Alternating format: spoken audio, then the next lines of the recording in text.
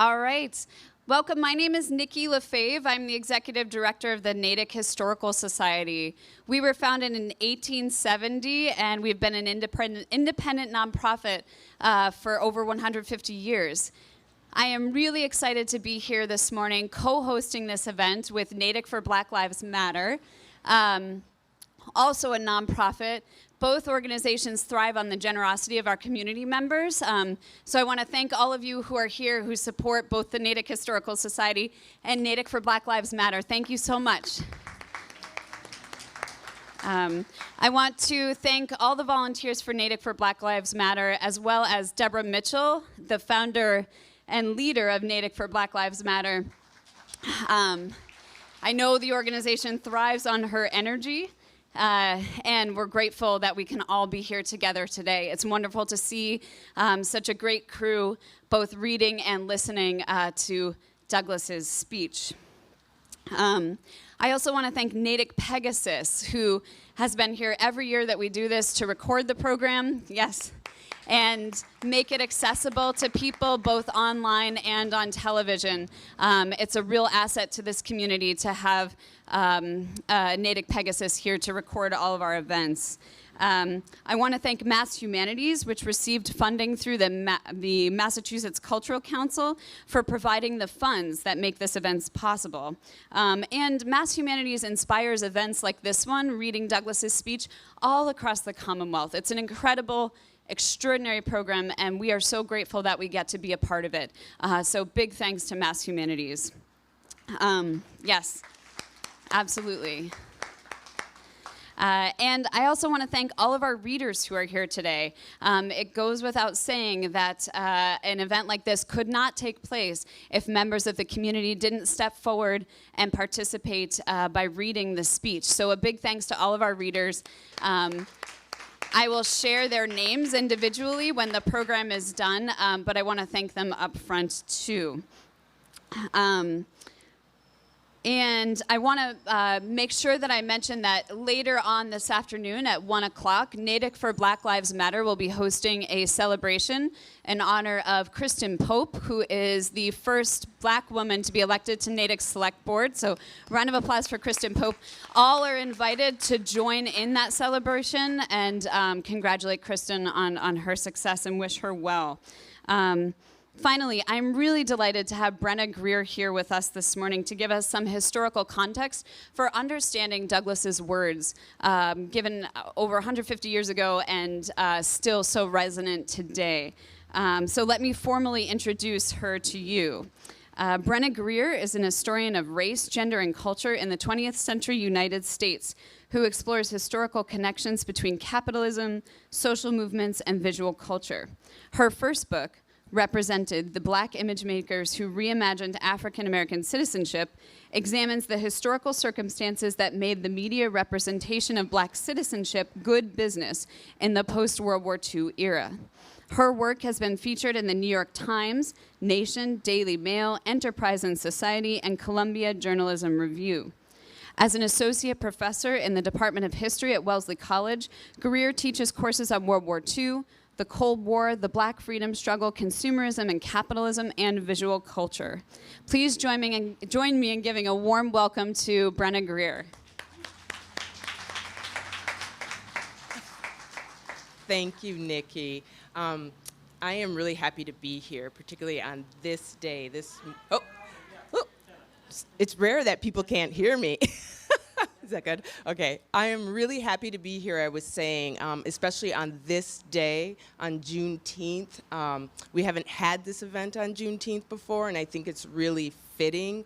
I think of Juneteenth as, a day for memorializing the end of slavery, but also for contemplating freedom, black freedom in the United States. And I think there's no better contemplation of black freedom, perhaps, than Frederick Douglass's speech, The Meaning of the 4th of July to the Slave. Still? Okay, excellent. And so I want to thank the Natick Historical Society and Natick for Black Lives Matter in making this connection. And I want to thank Nikki particularly for inviting me to speak to this connection. So before I do so, I want to invite people to come and speak with me afterwards if they'd like to. I will stick around if you have questions or just want to pursue any of these topics further. Don't hesitate. So this is, in fact, the 4th year that I've performed in this role, which is an honor, but it's also a bit of a challenge. Not that I assume any of you have heard all of these remarks in the past, but I'm not one to recycle remarks. So it became a question of what do I say that hasn't already been said? And ironically, my struggle with that question has actually resulted in my probably saying more this year than I have in past years. So I'll ask you to bear with me. So first, for the purpose of grounding you for the reading you're about to hear, let me give you the basic facts surrounding Frederick Douglass's most famous speech, in which he asks the question, what to the slave is the 4th of July? Douglass delivered this speech in the Grand Corinthian Hall in Rochester, New York on July 5th in 1852. Having escaped slavery only 14 years prior, he was, at the time, renowned internationally due to his abolitionist writings and activism. And as you will hear, despite addressing a primarily white audience, Douglass handed down a blistering indictment of white America and its countenance of slavery. And when it came to American democracy, Douglass was, to use today's parlance, suspect. Why? Well, there's the obvious matter of his own enslavement, but more broadly, Douglass viewed slavery and black unfreedom to be both cornerstone and framework for that democracy. And for the sake of full disclosure, so do I. What's the basis for this skepticism? Well, let's go back to the original Independence Day.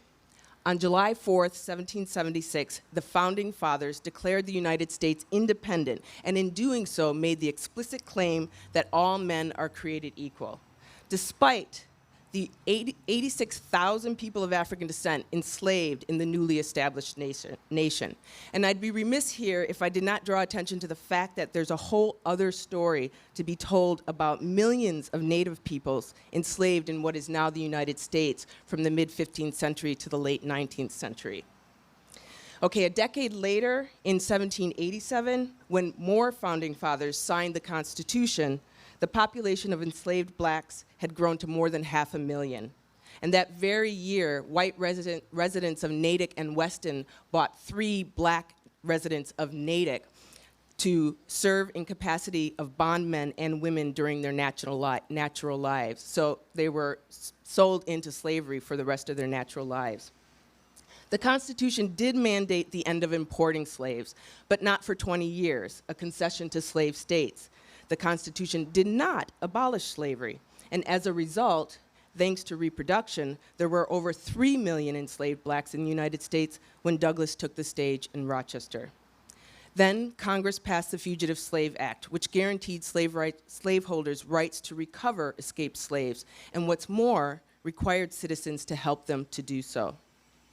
And the irony being that this legislation was a necessary compromise for getting California admitted to the Union as a free state. These circumstances, this history, compelled Douglass's 1852 query about the meaning and indeed the integrity of American independence and democracy. And his critique was no less relevant when, in 1861, the US government went to war against slavery. Consider the Emancipation Proclamation, which in 1863 freed the slaves. Not exactly. It freed only slaves in Confederate states with the purpose of depriving the enemy of its considerable captive labor and fighting forces. The approximately 400,000 enslaved blacks in the Union-loyal border states remained enslaved, which is to say the Emancipation Proclamation was primarily a war tactic, not a pro-black or an anti-racism act. Still, it did declare the majority of slaves free. It did not, however, make them so, and neither did the Confederacy surrender in April 1865. In most cases, slaveholders emancipated their slaves only when compelled by federal troops, and a great number of them tried to outrun those troops by moving further and further west, ultimately landing in Texas, the most western slave state, such that by the end of the Civil War, Texas had an enslaved population of 250,000, the majority of which remained enslaved even after the war ended in the Confederate defeat. These were the circumstances leading into June 19th, 1865, the day that Union troops arrived in Galveston, Texas, and declared all slaves free by executive order. This is the happening known as Juneteenth, which the now federal holiday of Juneteenth, National Independence Day, today is meant to memorialize.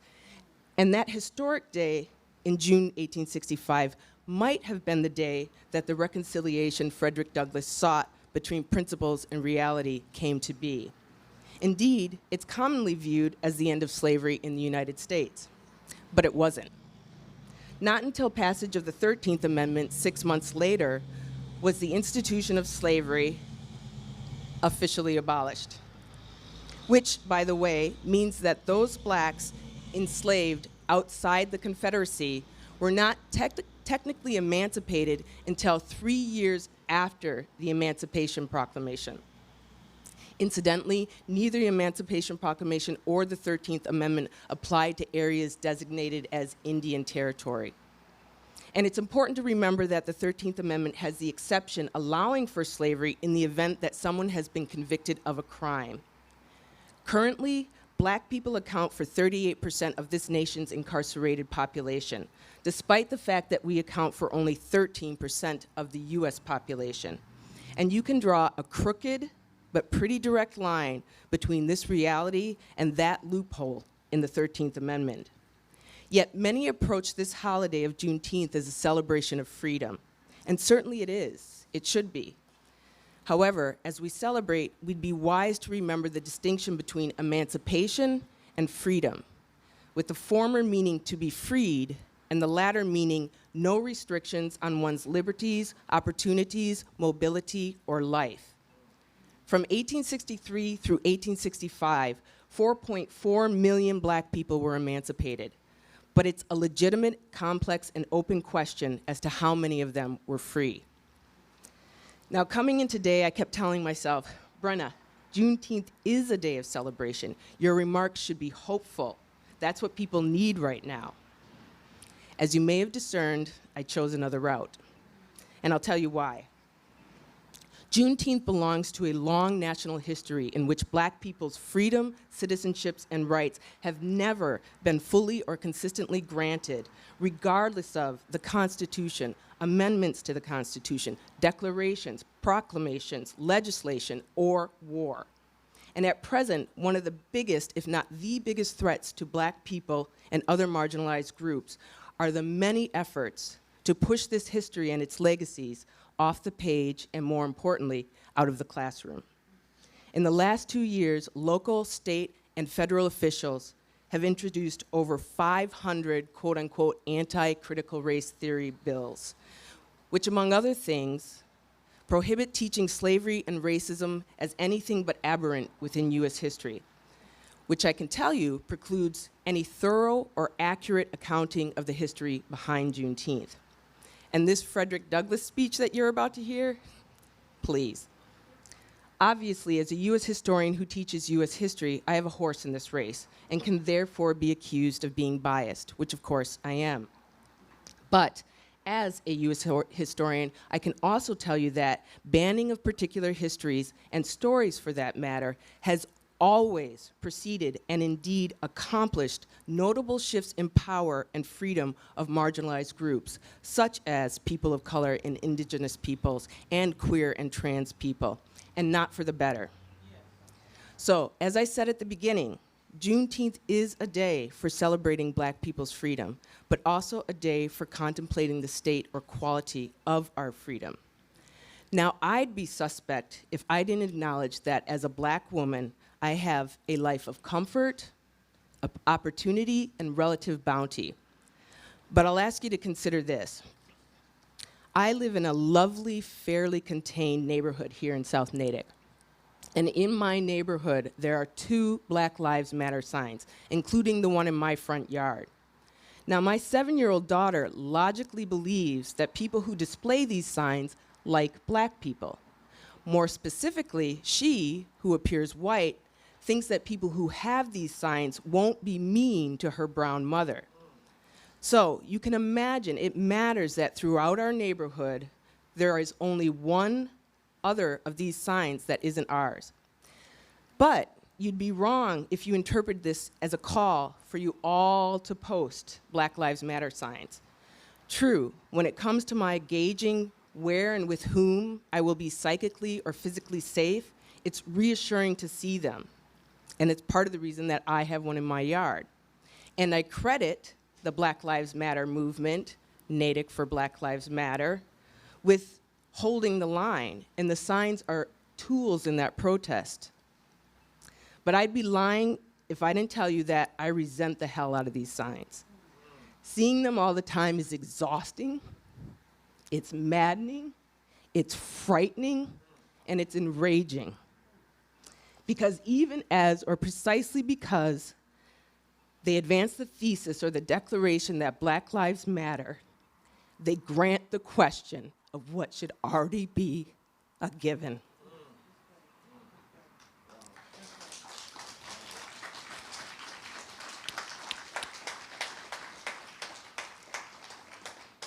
And every time I see one of these signs, including my own, I'm confronted with and fully cognizant of the fact that I live in a society in which they are warranted, in which they are normal, 158 years after Juneteenth's origin point.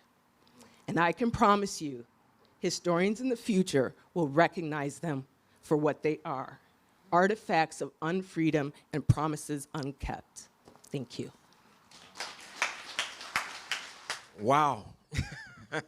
How does everybody feel? Really? This is a celebration, right? How does everybody feel? After that, who can follow that? Right? But I bring you greetings from Dorchester. I am Bishop Frank Kelly, and, to follow that, I don't know, but I do have the opportunity and was drafted to start the reading as the #1 reader. And from our persuasion, the first shall be last and the last shall be first. So I'm really last, all right? But I'm delighted. I'm honored to speak today and to share in this celebration. And it is fitting, and you should be proud. You should also commend yourself for hosting this event. So let's give it up for Nikki and the organizers and Black Lives Matter, Deborah Mitchell, and most of all for you showing up, right? Come on for yourself. So the meeting of the 4th of July for the Negro, and this is abridged by Frederick Douglass, July 5th, 1852. Isn't that cool that I get a chance to read Frederick Douglass' speech? Isn't that cool? Mr. President, friends, and fellow citizens, I don't have a problem in extending my voice, as you can see. The task before me is one which requires much previous thought and study for its proper performance. I do not remember ever to have appeared as a speaker before any assembly more strikingly nor more greater distrust of my ability than I do this day. The papers and placards say that I am the deliverer of 4th of July oration. The fact is, ladies and gentlemen, the distance between this platform and the slave platform from which I escaped is considerable. And the difficulties to be outcome in getting from the latter to the former are by no means slight. That I am here today is to me a matter of astonishment as well as of gratitude. This, for the purpose of this celebration, is the 4th of July. It is the birthday of our national independence and of your political freedom. This, to you is what the Passover was to the emancipated people of God. It carries your minds back to the day and to the act of your great deliverance. This celebration also marks the beginning of another year of your national life and reminds you that the Republic of America is now 76 years old. I am glad, fellow citizens, that your nation is so young. You are even now, only in the beginning of your national career, still lingering in the period of childhood. I am glad this is so. There is hope. There is hope in the thought, and hope in much needed, is much needed, under the dark clouds which lower above the horizon. Fellow citizens, 76 years ago, the people of this country were British subjects. The style and title of your sovereign people, in which you now glory, was not then born. You were under the British crown. Your fathers esteemed the English government as the home government, England as the fatherland, although a considerable distance from your home, imposed in the exercise of its paternal prerogatives upon its colonial children such restraints, burdens, and limitations as, in its mature judgment, it deemed wise, right, and proper. But your fathers, who had not adopted the idea of the infallibility of government and the absolute character of its acts, presumed to differ from the home government in respect to the wisdom and the justice of some of those burdens and restraints. They went so far as to pronounce the measures of government unjust, unreasonable, and oppressive, and altogether such as ought not be quietly submitted to. I scarcely need to say, fellow citizens, that my opinion of those measures fully accords with that of your fathers. Feeling themselves harshly and unjustly treated by the home government, your fathers, like men of honesty and men of spirit, earnestly sought redress. They petitioned and remonstrated. They did so in a decorous, respectful, and loyal manner. This, however, did not answer the purpose. They saw themselves treated with sovereign indifference, coldness, and scorn, yet they persevered. Oppression makes a wise man mad. Your fathers became restive under this treatment. They felt themselves the victims of grievous wrongs, wholly incurable in their colonial capacity. With brave men, there is always a remedy for oppression. Just here, the idea of a total separation of the colonies from the crown was born. It was a startling idea, much more so than we at this distance of time regard it. The timid and the prudent of that day were, of course, shocked and alarmed by it. Their opposition to the then dangerous thought was earnest and powerful, but amid all their terror and affrighted vociferations against it, the alarming and revolutionary idea moved on, and the country with it. On the 2nd of July, 1776, the Old Continental Congress, to the dismay of the lovers of ease and the worshippers of property, clothed that dreadful idea with all authority of national sanction. They did so to form of a resolution. We seldom hit upon resolutions drawn up in our day whose transparency is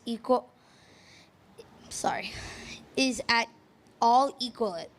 Resolved that these united colonies and the right ought to be free and independent states, that they are absolved from all allegiance to the British crown.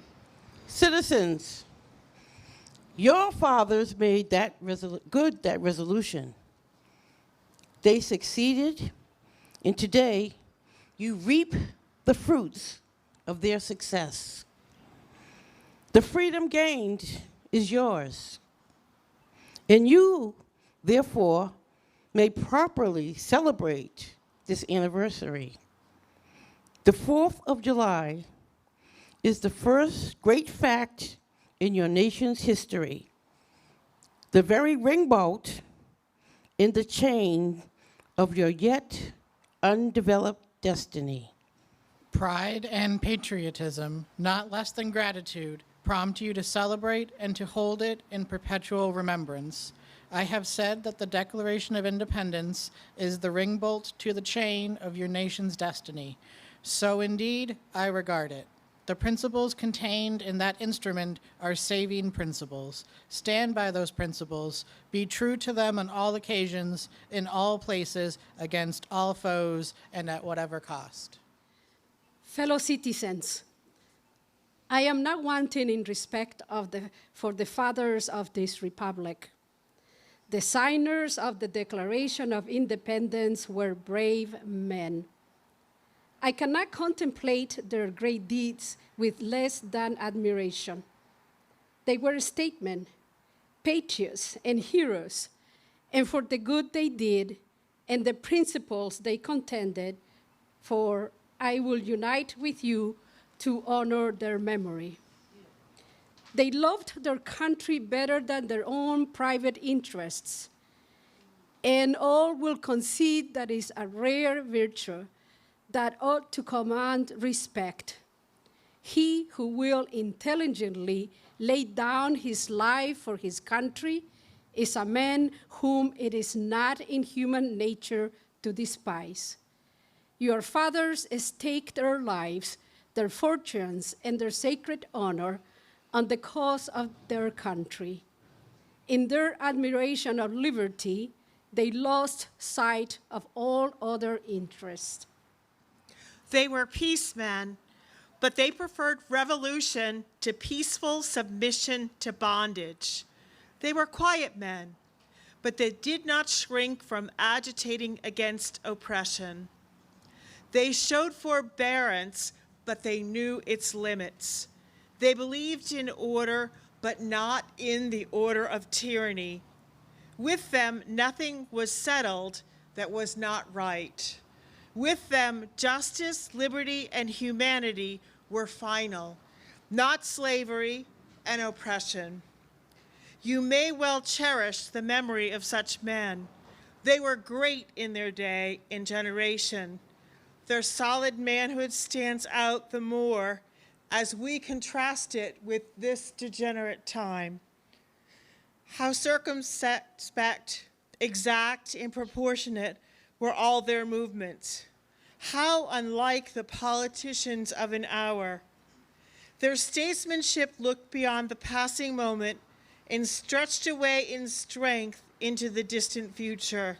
Mark them, fully appreciating the hardship to be encountered, firmly believing in the right of their cause, wisely measuring the terrible odds against them.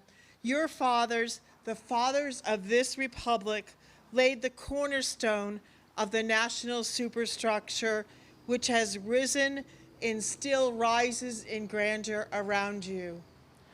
Of this fundamental work, this day is the anniversary. Our eyes are met with demonstrations of joyous enthusiasm.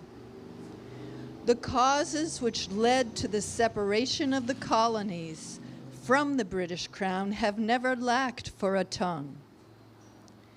They have all been taught in your common schools, narrated at your firesides, unfolded from your pulpits, and thundered from your legislative halls, and are as familiar to you as household words. They form the staple of your national poetry and eloquence. I leave, therefore, the great deeds of your fathers to others. My business, if I have any here today, is with the present. The accepted time with God and his cause is the ever-living now. We have to do with the past only as we can make it useful to the present and to the future. Now is the time, the important time. Your fathers have lived, died, and have done their work, and have done much of it well. You live and must die, and you must do your work. You have no right to enjoy a child's share in the labor of your fathers unless your children are to be blessed by your labors. You have no right to wear out and waste the hard-earned fame of your fathers to cover your indolence. Fellow citizens, pardon me. Allow me to ask, why am I called upon to speak here today? What have I or those I represent to do with your national independence? Are the great principles of political freedom and of natural justice embodied in the Declaration of Independence extended to us? And am I therefore called upon to bring our humble offerings to the national altar and to confess the benefits and express devout gratitude for the blessings resulting from your independence to us? Would to God, both for your sakes and ours, that an affirmation answer could be truthfully returned to these questions. Then would my task be light and my burden easy and delightful. But such is not the state of the case. I say it with a sad sense of the disparity between us. I am not included within the pale of this glorious anniversary. Your high independence only reveals the immeasurable distance between us. The blessings in which you, this day, rejoice are not enjoyed in common. The rich inheritance of justice, liberty, prosperity, and independence bequeathed by your fathers is shared by you, not by me. The sunlight that brought life and healing to you has brought stripes and death to me. This 4th of July is yours, not mine. You may rejoice, I must mourn. To drag a man in fetters into the grand illuminated temple of liberty and call upon him to join you in joyous anthems were inhuman mockery and sacrilegious irony. Do you mean, citizens, to mock me by asking me to speak here today? Fellow citizens, above your national tumultuous joy I hear the mournful wail of millions, whose chains heavy and grievous yesterday are today rendered more intolerable by the jubilee shouts that reach them. To forget them, to pass lightly over their wrongs, and to chime in with the popular theme would be treason most scandalous and shocking, and would make me a reproach before God and the world. My subject, then, fellow citizens, is American slavery. I shall see this day from the slave's point of view. Standing here, identified with the American bondman, making his wrongs mine, I do not hesitate to declare with all my soul that the character and conduct of this nation never looked blacker to me than on this 4th of July. Whether we turn to the declarations of the past or to the professions of the present, the conduct of the nation seems equally hideous and revolting. America is false to the past, false to the present, and solemnly binds herself to be false to the future. Standing with God and the crushed and bleeding slave on this occasion, I will, in the name of humanity which is outraged, in the name of liberty which is fettered, in the name of the Constitution and the Bible which are disregarded and trampled upon, dare to call in question and to denounce with all the emphasis I can command everything that serves to perpetuate slavery, the great sin and shame of America. I will not equivocate. I will not excuse. I will use the severest language I can command, and yet not one word shall escape me that any man whose judgment is not blinded by prejudice or who is not at heart a slaveholder shall not confess to be right and just. I fancy I hear some one of my audience say, it is just in this circumstance that you and your brother abolitionists fail to make a favorable impression on the public mind. Would you argue more and denounce less? Would you persuade more and rebuke less? Your cause would be much more likely to succeed. But, I submit, where all is plain, there is nothing to be argued. What point in the anti-slavery creed would you have me argue? On what branch of the subject do the people of this country need light? Must I undertake to prove that a slave is a man? The slaveholders themselves acknowledge it in the enactment of laws for their government. The acknowledgement when they punish disobedience on the part of a slave. There are 72 crimes in the state of Virginia, which, if committed by a black man, subject him to the punishment of death. Only 2 of the same crimes will subject a white man to the like punishment. What is this but an acknowledgement that the slave is a more intellectual and responsible being? Southern statute books are covered with enactments forbidding, under severe fines and penalties, the teaching of the slave to read or to write. When you can point to any such laws in reference to the beasts of the field, then I may consent to argue the manhood of the slave. When the dogs in your streets, when the fowls of the air, when the cattle in your hills, when the fish of the sea, and the reptiles that crawl, shall be unable to distinguish the slave from a brute, then I will argue that that the slave is a man. It is not astonishing that, while we are plowing, planting, and reaping, using all kinds of mechanical tools, erecting houses, constructing bridges, building ships, working in metals of brass, iron, copper, silver, and gold, that, while we are reading, writing, and ciphering, acting as clerks, merchants, and secretaries, having among us lawyers, doctors, ministers, poets, authors, editors, orators, and teachers, that while we are engaged in all manner of enterprises common to other men, digging gold in California, capturing the whale in the Pacific, feeding sheep and cattle on the hillside, living, moving, acting, thinking, planning, living in families as husbands, wives, and children, and above all, confessing and worshiping the Christian's God, and looking hopefully for life and immortality beyond the grave, we are called upon to prove that we are men. Would you have me argue that man is entitled to liberty, that he is the rightful owner of his own body? You have already declared it. Must I argue the wrongfulness of slavery? Is it to be settled by the rules of logic and argumentation, as a matter beset with great difficulty, involving a doubtful application of the principle of justice, hard to be understood? How should I look today, in the presence of Americans, to show that men have a natural right to freedom? To do so would be to make myself ridiculous and to offer an insult to your understanding. There's not a man beneath the canopy of heaven that does not know that slavery is wrong for him.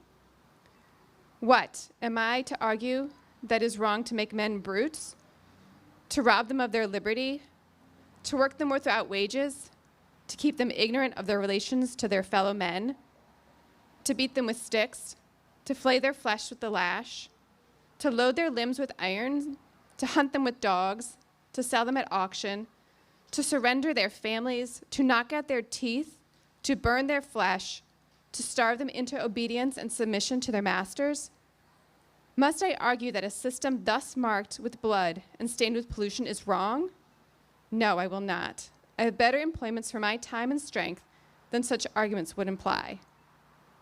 What then remains to be argued? Is it that slavery is not divine, that God did not establish it, that our doctors of divinity are mistaken? There's blasphemy in the thought. That which is inhuman cannot be divine. Who can reason on such a proposition? I cannot. The time for such argument is past. At a time like this, scorching irony, not convincing argument, is needed. Oh, had I the ability and could I reach the nation's ear, I would, today, pour out a fiery stream of biting ridicule, blasting reproach, withering sarcasm, and stern rebuke. For it is not light that is needed, but fire. It is not gentle shower, but thunder. We need the storm, the whirlwind, and the earthquake. The feeling of the nation must be quickened. The conscience of the nation must be roused. The propriety of the nation must be startled. The hypocrisy of the nation must be exposed, and its crimes against God and man must be proclaimed and denounced. What, to the American slave, is your 4th of July? I answer, a day that reveals to him, more than all the days in the year, the gross injustice and cruelty to which he is a constant victim. To him, your celebration is a sham, your boasted liberty an unholy license, your national greatness swelling vanity, your sounds of rejoicing are empty and heartless, your denunciations of tyrants, brass-fronted impudence, your shouts of liberty and equality, hollow mockery, your prayers and hymns, your sermons and thanksgivings, with all your religious parade and solemnity are, to him, mere bombast, fraud, deception, impiety, and hypocrisy, a thin veil to cover up crimes which would disgrace a nation of savages.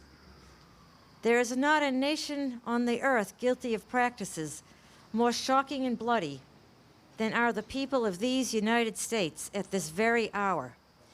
Go where you may, search where you will, roam through all the monarchies and despotisms of the world, search out every abuse, and when you have found the last, lay your facts by the side of the everyday practices of this nation, and you will say to me that, for revolting barbarity and shameless hypocrisy, America reigns without a rival. Take the American slave trade, which we are all told by the papers is especially prosperous just now, as the price of men was never higher, and which is carried on in all the large towns and cities in one half of this Confederacy. This trade is one of peculiarities of American institutions. In several states, this trade is a chief source of wealth. It is called the internal slave trade, in order to divert from it the horror with which the foreign slave trade is contemplated. The foreign slave trade has long since been denounced by this government as piracy, as an execrable traffic. To arrest it, this nation keeps a squadron at immense cost on the coast of Africa. Everywhere in this country, it is safe to speak of the foreign slave trade as a most inhuman traffic, opposed alike to the laws of God and of man. It is, however, a notable fact that while so much execration is poured out by Americans upon those engaged in the foreign slave trade, the men engaged in the slave trade between the states pass without condemnation, and their business is deemed honorable.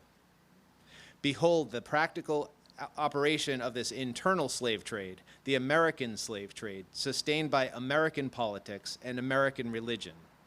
Here you will see men and women reared like swine for the market. You know what is a swine drover? I will show you a man drover. They inhabit all our southern states. They perambulate the country and crowd the highways of the nation with droves of human stock.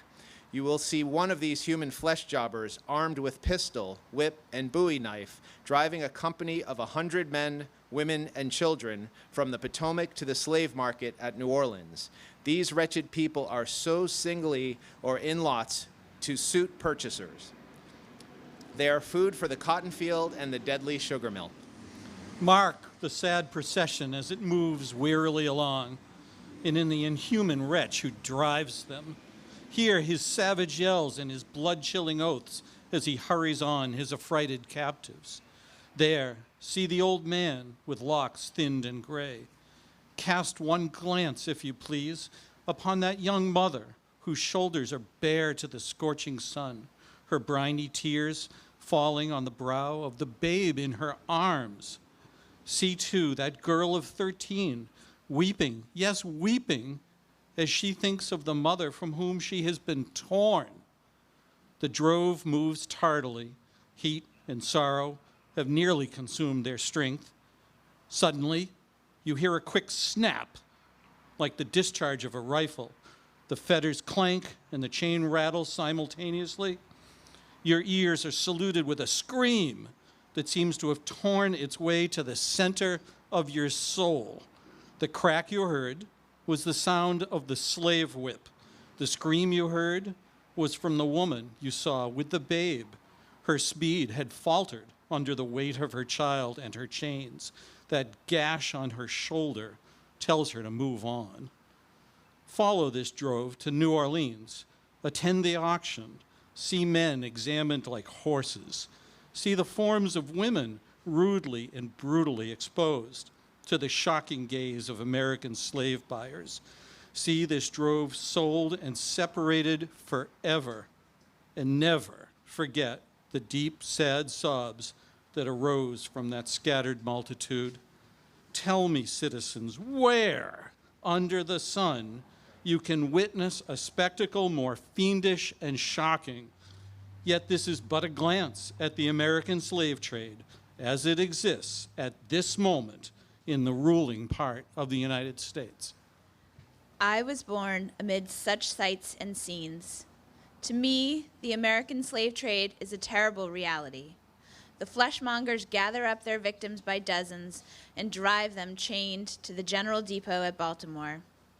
When a sufficient number has been collected here, a ship is chartered for the purpose of conveying the forlorn crew to Mobile or to New Orleans. From the slave prison to the ship, they are usually driven in the darkness of night. In the deep, still darkness of midnight, I have been often aroused by the dead, heavy footsteps and the piteous cries of the chained gangs that passed our door. Fellow citizens, this murderous traffic is today in active operation in this boasted republic. In the solitude of my spirit, I see clouds of dust raised on the highways of the South. I see the bleeding footsteps. I hear the doleful wail of fettered humanity on the way to the slave markets, where the victims are to be sold like horses, sheep, and swine, knocked off to the highest bidder. There I see the tenderest ties ruthlessly broken to gratify the lust, caprice, and rapacity of the buyers and sellers of men. My soul sickens at the sight. But a still more inhuman, disgraceful, and scandalous state of things remains to be presented. By an act of the American Congress, not yet 2 years old, slavery has been nationalized in its most horrible and revolting form. Mason and Dixon's line has been obliterated. New York has become as Virginia, and the power to hold, hunt, and sell men, women, and children as slaves remains no longer a mere state institution, but it is now an institution of the whole United States. The power is coextensive with the Star-Spangled Banner and American Christianity. Where these go, may also go the merciless slave hunter. Where these are, man is not sacred. He is a bird for the sportsman's gun. By that most foul and fiendish of all human decrees, the liberty and person of every man are put in peril. Your broad Republican domain is a hunting ground for men. Your lawmakers have commanded all good citizens to engage in this hellish sport. Your president, your Secretary of State enforce as a duty you owe to your free and glorious country and to your God that you do this accursed thing. Not fewer than 40 Americans have, within the past 2 years, been hunted down without a moment's warning, hurried away in chains, and consigned to slavery and excruciating torture. Some of these have had wives and children dependent on them for bread, but of this no account was made. The right of the hunter to his prey stands superior to the right of marriage and to all rights in this republic, the rights of God included. For black men, there is neither law nor justice, humanity nor religion. The fugitive slave law makes mercy to them a crime and bribes the judge who tries them. An American judge gets $10 for every victim he consigns to slavery and 5 when he fails to do so. The oath of any two villains is sufficient under this hell-black enactment to send the most pious and exemplary black man into the remorseless jaws of slavery. His own testimony is nothing. He can bring no witnesses for himself. The minister of American justice is bound by the law to hear but one side, and that side is the side of the oppressor. Let this damning fact be perpetually told.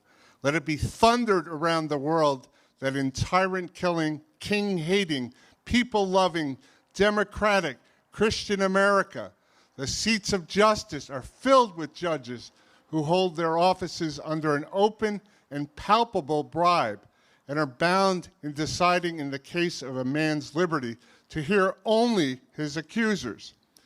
In glaring violation of justice, in shameless disregard of the forms of administering law, in cunning arrangement to entrap the defenseless, and in diabolical intent, this fugitive slave law stands alone in the annals of tyrannical legislation. Americans, your Republican politics, not less than your Republican religion, are flagrantly inconsistent. You boast of your love of liberty, your superior civilization, and your pure Christianity, while the whole political power of the nation is solemnly pledged to support and perpetuate the enslavement of 3 million of your countrymen. You hurl your anthems at the crown-headed tyrants of Russia and Austria and pride yourself on their democratic institutions, while you yourselves consent to be the mere tools and bodyguards of the tyrants of Virginia and Carolina. You invite to your shores fugitives of oppression from abroad, honor them with banquets, greet them with ovations, cheer them, toast them, salute them, protect them, and pour out your money to them like water. But the fugitives from your own land, you averse, hunt, arrest, shoot, and kill. You glory in your refinement, in your universal education, yet you maintain a system as barbarous and dreadful as ever stained in the character of a nation, a system begun in ours, supported in pride and perpetuated in cruelty.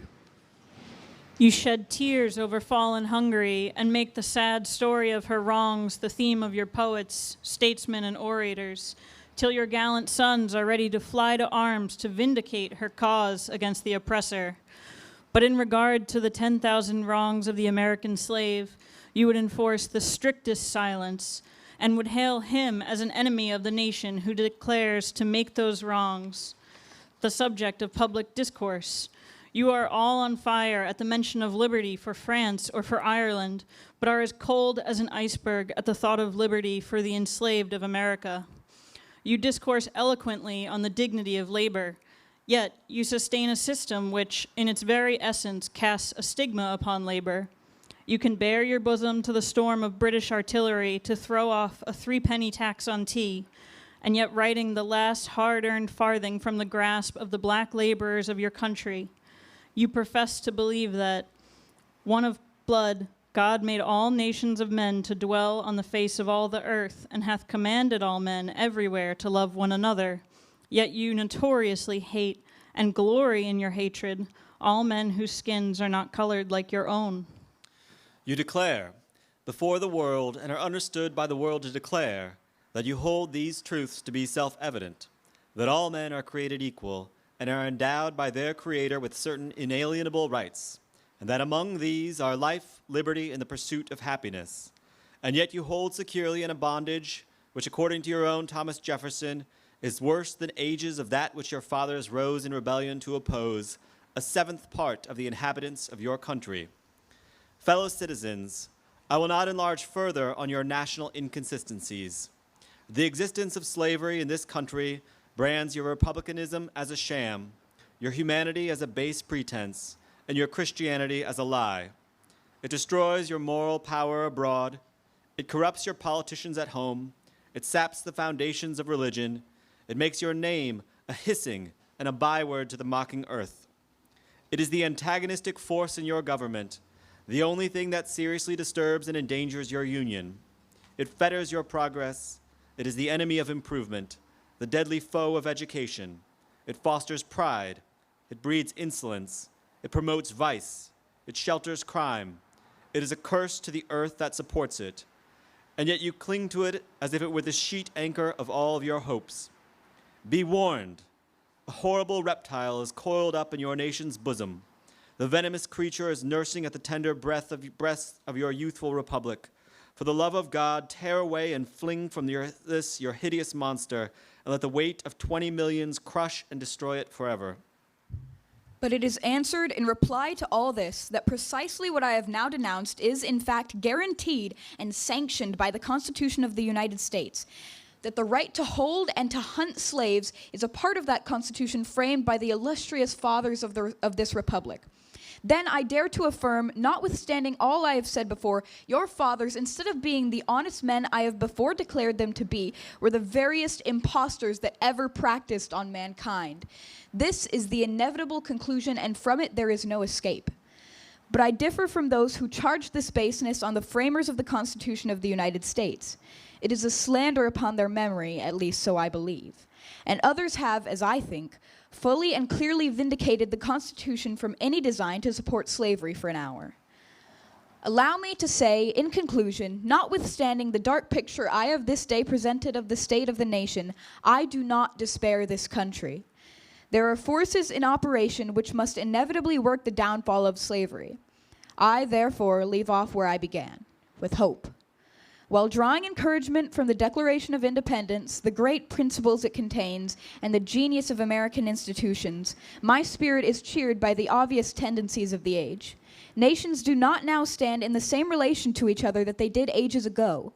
No nation can now shut itself up from the surrounding world and trot round in the same old path of its fathers without interference. The time was when such could be done, but a change has now overcome the affairs of mankind. Walled cities and empires have become unfashionable. The arm of commerce has borne away the gates of the strong city.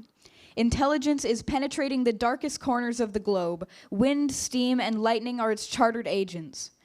Oceans no longer divide but link nations together. From Boston to London is now a holiday excursion. Space is comparatively annihilated. Thoughts expressed on one side of the Atlantic are distinctly heard on the other. In the fervent aspirations of William Lloyd Garrison, I say, and let every heart join in saying it. All Godspeed the day when human blood shall cease to flow. In every clime be understood the claims of human brotherhood, and each return for evil good, not blow for blow. That day will come, all feuds to end, and change into a faithful friend, each foe.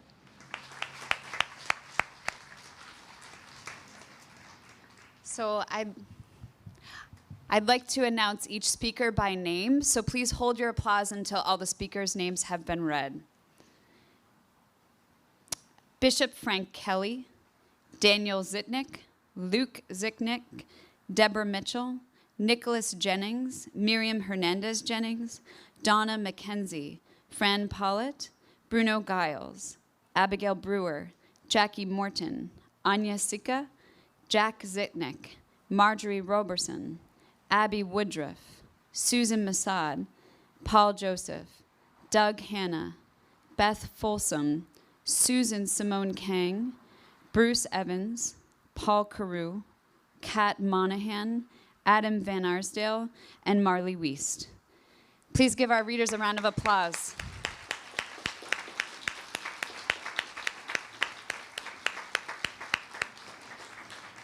Every year it moves me to hear this speech read by different members of the community, and I'm so appreciative of all of them for taking the time and thought and energy to do this, and to all of you for listening. I do want to give one more thanks to Mass Humanities, which gains its support through the Mass Cultural Council, for making this event possible. 2 quick notes.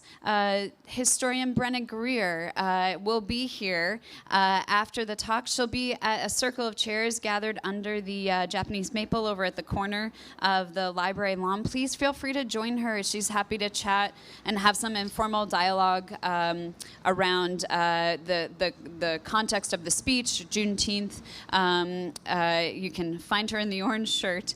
I also want to remind everyone that there's a whole afternoon filled with Juneteenth festivities, including at 1 o'clock a celebration to congratulate Kristen Pope on her election to Natick Select Board.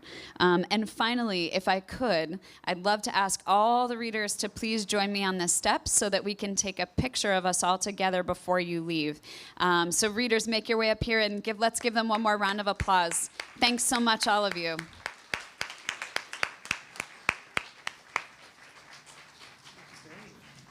Can we give it up for Nikki?